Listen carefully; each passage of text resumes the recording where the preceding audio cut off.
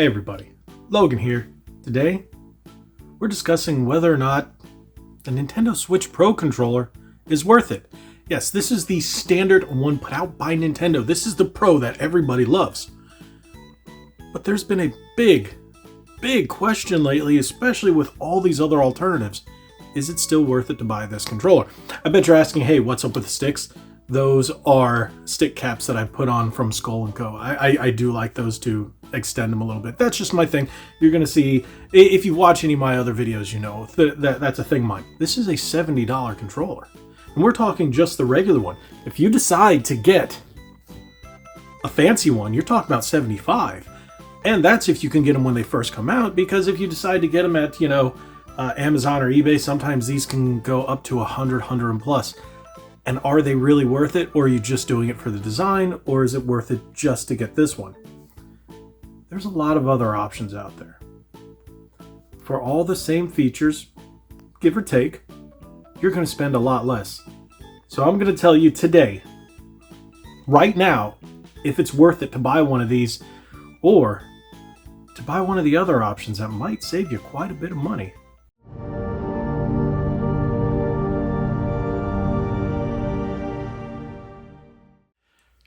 Here we go.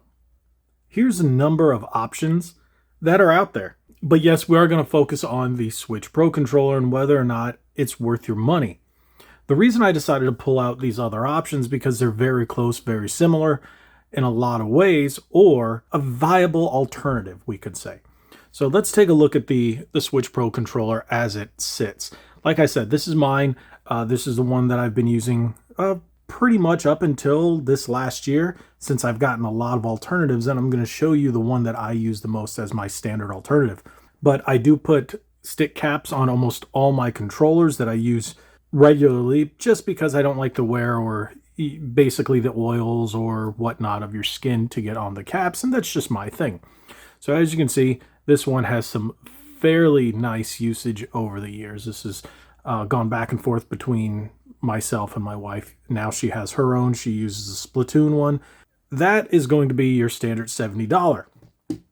If you buy a special edition Switch Pro controller like this, you're looking at $75 to $80 MSRP.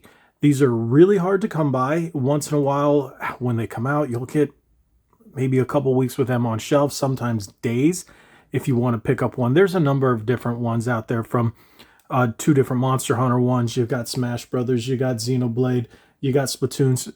There's plenty of them. But it all depends on, what your preference is. But that's going to be quite a bit more. Now I bet you're asking, hey, but isn't that a Xenoblade one? Okay, so the thing with these two, these are Amazon alternatives, I'd like to say. Nada, zilp, zitch. Okay, enough of that. There's no Switch logo there, which means these are those knockies, as Nick likes to put it. You guys know Nick from Ready to Start podcast. These have almost every feature that a standard Switch Pro has. Now, you do have to be careful with these. You're going to get them for half the price, anywhere from $30 to $35. They're going to look and feel almost identical. Almost. They do claim they have NFC. They don't. This one does not. I knew someone who bought one of the other ones. It had NFC, but it had issues with the rumble. So it's a crapshoot. So you're basically going to take a risk, but if you want one that looks just like the standard Switch Pro, this might just be it. I bought this one and then later on found the real Xenoblade one for regular price, and I ended up buying it and adding it to the collection. But this is not bad. This is not a terrible controller, and as you can see, no Nintendo markings or logos or anything. But it's $35, and it's the closest you're going to get. Now, there are other companies, again on Amazon, where as you can see, it looks very similar, but they went out of their way to make sure it's not an exact Switch Pro controller. There's an indentation here.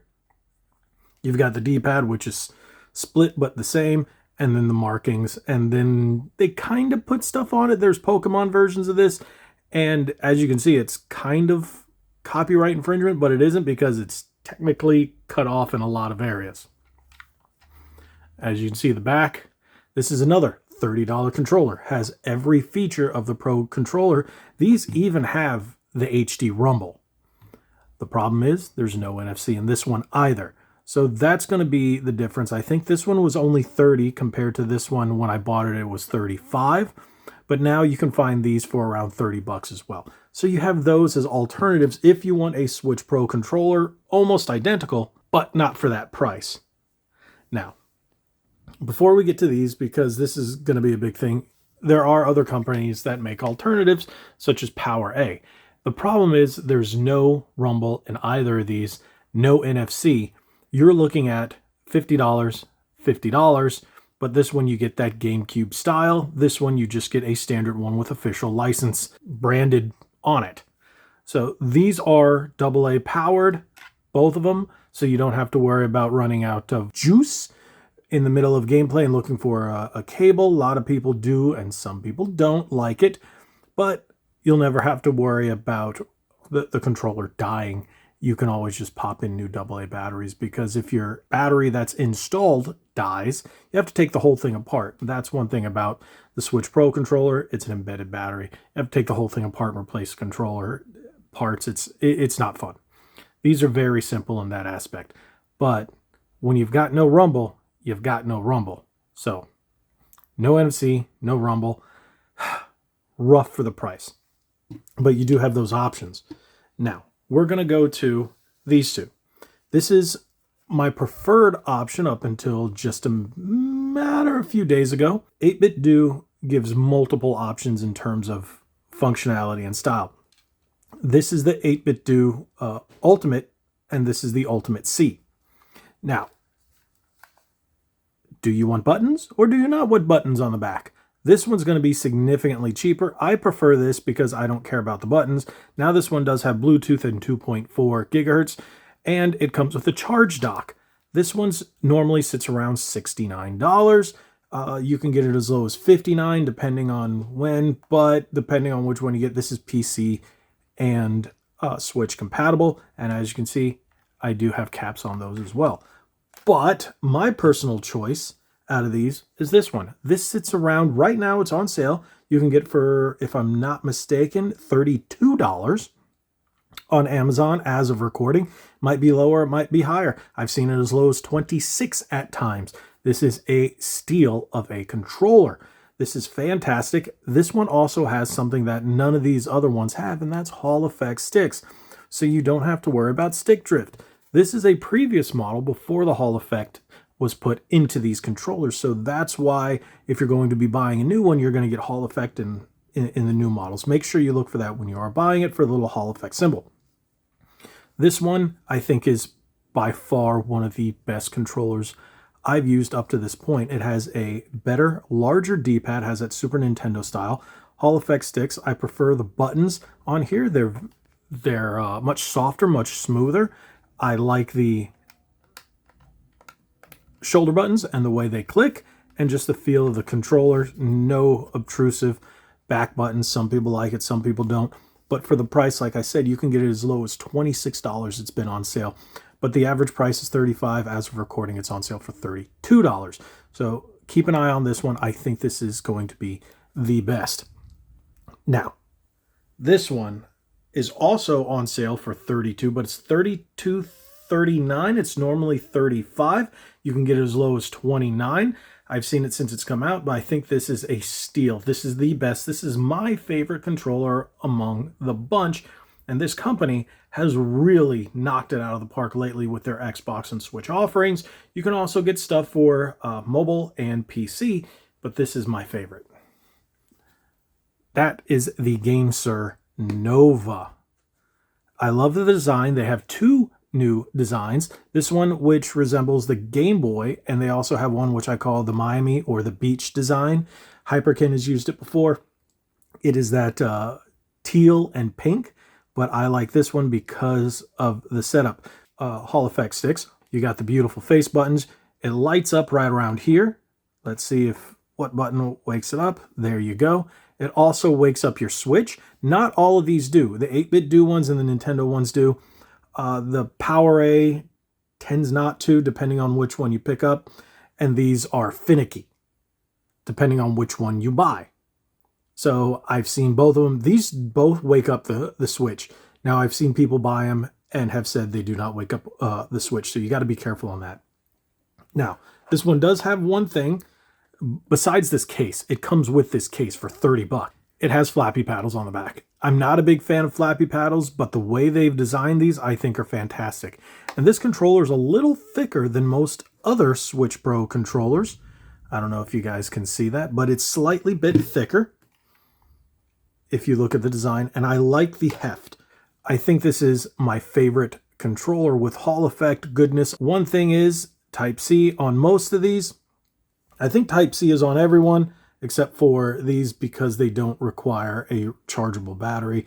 They are just regular AA's. This is the only one that I actually like because those buttons are not obtrusive, and the way your fingers sit on it, it doesn't bother me, because there are a lot of these, the way they sit back there on the back, I don't know, I'm just not a fan. But I think this has become my favorite Switch Pro controller option. And it's significantly less. Now, with that being said, we're going to go back. Does it make this controller worth it? It's a good controller. It is a fantastic controller. You can also use it with Steam. All of these others you can use on PC as well. Well, not this. And not this. They're not designed to use with PC. They're only used with Switch. These have all the same functionality as a Switch Pro controller, and these on the box say they will work with PC as well. Is this worth it? If you get it pre-owned? If you get it on sale? Yeah. If you want to save money, especially in today's economy? No. I would go with this or this. The GameSir Nova or the 8-Bit Duo Ultimate C, I think, are your two best options. Now, if you want something very, very similar and you want it to look exactly like it and be pretty much like it, then you have options like this. But be very careful when you're buying these on Amazon. Read the reviews. Because some people will say, oh, they're great. Some people won't. Look at the reviews. It's a risk. I bought them because I thought they were funny. I bought this one because I liked the design and I was very weary, but I thought it was funny. And then I made a video off it. So someone like me, maybe. And you know what? It does work. It works fine. But for the price, if you want to get something like that, I would go over here and you get Hall effect sticks. Yeah. And when push comes to shove, I don't think it's worth it, because there's so many better options. But if you want to stick with that first party official Nintendo brand, this is the way to go. And if you want to spend a little more, the fancier designed ones, where, as you can see, it's the same controller just with some gold paint on it. So it's really up to you. Is it worth it now? No. Was it worth it when it came out? Dang Skippy. This was the best, one of the best controllers you could purchase for quite some time. Before Hall effect sticks became almost a norm these days, definitely a must, I would say yes. But now you can get Hall effect alternatives for half the price with all the features. Do you want NFC? Do you care about using amiibos? This is the way to go. Most people have pretty much stopped using amiibos. They collect them, but trying to find someone that uses them on a standard, not so much. All of these here, all of them have motion controls. Everything. So if you're looking for something with gyroscopic controls, they all have them, so you don't have to worry about that. I would still go with 8-Bit Do or GameSir. Those are the two I would suggest, because you're going to save a lot of money. You're going to get full feature controllers. You're going to get Hall effect sticks. You just get much more bang for your buck. And they're very high quality. But at this point, I can no longer say this is worth it in 2024. So who knows when you're watching this? You could be watching this when the Switch 2 or whatever it's going to be called comes out. They might have a pro version with Hall effect everything. Might have a Hall effect grips. I don't know. It's a joke, okay? But yeah, I just can't say go out and spend $70 on one of these days when you have other more economical options with Hall Effect sticks. But thank you guys so much for watching. If you haven't already, hit that subscribe button, hit that like button, share this video. Hopefully this helped. I know a lot of people have been searching this topic lately, and I find that I cover a lot of controllers, and it really means a lot for me to be able to help people out, especially in this era of gaming, you can call it. So if you guys are wondering, you can get these for around $30+, maybe even less. Like I said, as low as 26, and they have the Hall Effect sticks and Wake Up the controller. The only thing they don't have is NFC. Sorry, Wake Up the console, as well as HD rumble, depending on the version you're getting. This one does. This one has standard rumble. This rumble's a bit more intense. This one's adjustable. So I think that covers about everything. This is still a great controller. Maybe if you can find it pre-owned, maybe if you can find it on sale, okay. Pre-owned, you got to be careful because you might end up with stick drift. That's an issue. So find it on sale, okay, but these are going to be a much better option. But thank you guys so much again. Please, like I said, hit that subscribe button, hit that like button, share this video. Make sure you tune in every Thursday night, 9 p.m.-ish Eastern, for Ready to Start podcast. It's a great time. We're encroaching episode 50, and depending on when you're watching this, you can still have a great time and watch that. But hey, watch every episode. That's great too. Thank you guys so much. Like we always say, God bless you all and be legendary. Thanks again.